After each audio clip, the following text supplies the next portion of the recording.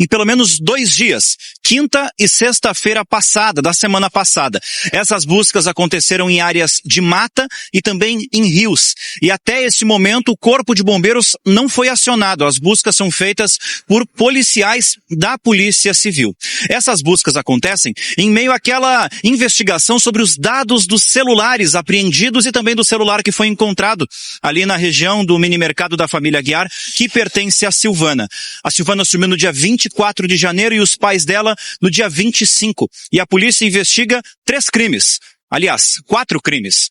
Um feminicídio contra a Silvana, 2 homicídios contra Isail e Dalmira de Aguiar, os pais dela, e também o crime de ocultação de cadáver. E por isso, tratando as 3 pessoas da família Aguiar como vítimas desses crimes, a Polícia Civil já trata como corpos e faz essas buscas aqui na região metropolitana de Porto Alegre. Além da análise do celular, ajudar nessas buscas que estão acontecendo agora na região metropolitana de Porto Alegre, a polícia também busca por outras informações nesses aparelhos. Por exemplo, mensagens de texto que possam ter sido trocadas pelo suspeito, o ex-marido de Silvana, o PM Cristiano Domingues Francisco, que possam ajudar nessa investigação e pesquisas na internet desse mesmo aparelho. O PM está preso desde o dia 10 de fevereiro, é uma prisão temporária, ou seja, na semana que vem, ela vence, ou seja, vão fechar 30 dias. E a Polícia Civil já está trabalhando, já está encaminhando, inclusive, o pedido de prorrogação dessa prisão temporária por mais 30 dias. A defesa do Cristiano já disse que pretende entrar com um pedido na Justiça para que essa prisão não seja prorrogada. A Polícia Civil entende que é importante fazer esse pedido para que as investigações possam continuar. Além do celular do Cristiano, são investigados os celulares da atual esposa dele, do filho de Cristiano com Silvana e também da mãe de Cristiano. E, além disso, também está sendo investigado o celular da Silvana que foi encontrado. Esse celular já foi bastante importante para a investigação, porque já foi confirmado que esse celular nunca saiu da região metropolitana de Porto Alegre. Esse caso começa com uma postagem de Silvana de Aguiar, dizendo que ela haveria se envolvido em um acidente em Gramado, um acidente que para a polícia nunca aconteceu. Um outro fato que está sendo investigado é a entrada e a saída de um carro vermelho, um Fox vermelho, da casa de Silvana na noite em que ela desapareceu. O veículo entra às 8h30 da noite daquele sábado, sai cerca de 10 minutos depois, e aí lá perto das 11 horas da noite o carro volta a entrar e sair do pátio da Silvana. Esse carro é procurado, a Polícia Civil tem feito uma força-tarefa para identificar o veículo. Eles fizeram um levantamento com o Detran que mostrou que tem mais de 6.000 carros desse tipo e dessa cor aqui no Rio Grande do Sul. E eles estão fazendo um trabalho de identificar cada um desses carros, falar com os motoristas e entender quais veículos fazem sentido para essa investigação ou não. Esse desaparecimento já passa de 1 mês aqui nas cidades de Cachoeirinha, mobilizando a polícia também de Gravataí. Outras delegacias têm feito trabalhos de apoio nessa investigação e agora a Polícia Civil começa a fazer buscas em áreas de mata e em rios da região metropolitana de Porto Alegre. Até então, a polícia já tinha visitado endereços ligados à família Aguiar e também ligados ao suspeito como um sítio na cidade de Gravataí. Josmar, Carol. Obrigado, viu, Matheus Goulart, acompanhando então esse trabalho silencioso, né, da polícia aí sobre a família Aguiar. Revela uma dura realidade que vem sendo enfrentada no Brasil, mas também aqui no Rio Grande do Sul, deixando o Rio Grande do Sul nesse destaque que é terrível, né? É o retrato dos feminicídios, que foi uma pesquisa feita pelo Fórum Brasileiro de Segurança Pública e divulgada ontem. Esses levantamentos trouxeram dados que, por exemplo, em 2025 foram 1.568 mulheres vítimas de feminicídio no Brasil. Esse número representa um crescimento de 4,7% com relação ao ano anterior e com relação a 2021, um número ainda maior nesse crescimento, é de 14,5% no número de feminicídios com relação a 2021. A gente preparou algumas imagens, ilustrações para mostrar para quem está nos assistindo e conseguir entender exatamente esses dados. Bom, a primeira tela que a gente vai mostrar é com relação às mulheres que tinham medida protetiva.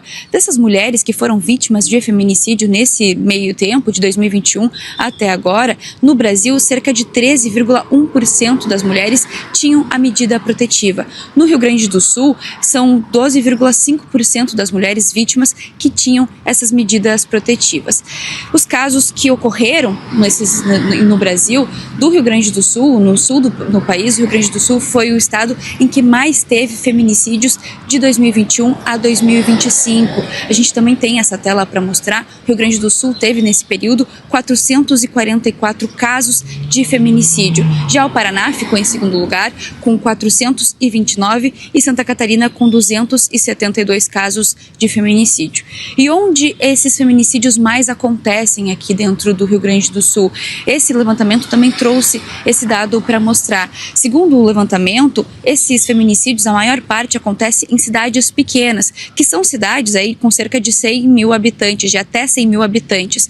50% dos feminicídios acontecem nessas cidades menores. Agora, nas cidades consideradas médias, que são cidades de 100 a 500 mil habitantes, são 25% dos feminicídios registrados durante esse período, e nas cidades grandes, aí, que são cidades com acima de 500 mil habitantes, também são 50% dos feminicídios.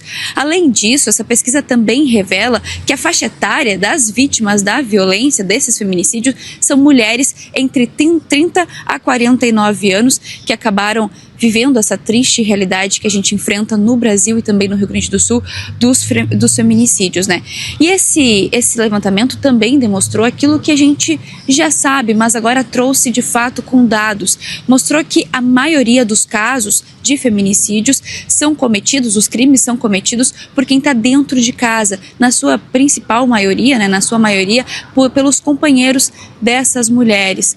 São casos alarmantes, números alarmantes que a gente já vem falando ao longo do início do ano, ao longo do ano passado também sobre os feminicídios, mas que revela essa triste realidade que a gente vem enfrentando e que não é de hoje, que, como vocês bem disseram, somente em 2026 aqui no Rio Grande do Sul foram 20 casos de feminicídio e, infelizmente, a gente tem essa realidade que esses casos aconteceram, muitas mulheres acabaram não tendo a medida protetiva e por isso que fica o alerta. É importante fazer a medida protetiva para que de alguma forma esses casos fiquem registrados e que as mulheres não virem mais estatísticas de feminicídio no Rio Grande do Sul e no país inteiro.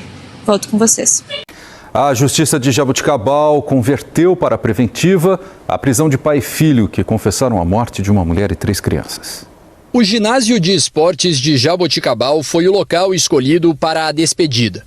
Entre familiares e amigos, dor e incompreensão. O tio de Sabrina, que acompanha o caso desde os primeiros indícios, cobrou por justiça. Essa é uma marca que nós nunca mais esqueceremos na nossa vida. Não existe mais Natal pra gente, não existe mais Ano Novo pra gente.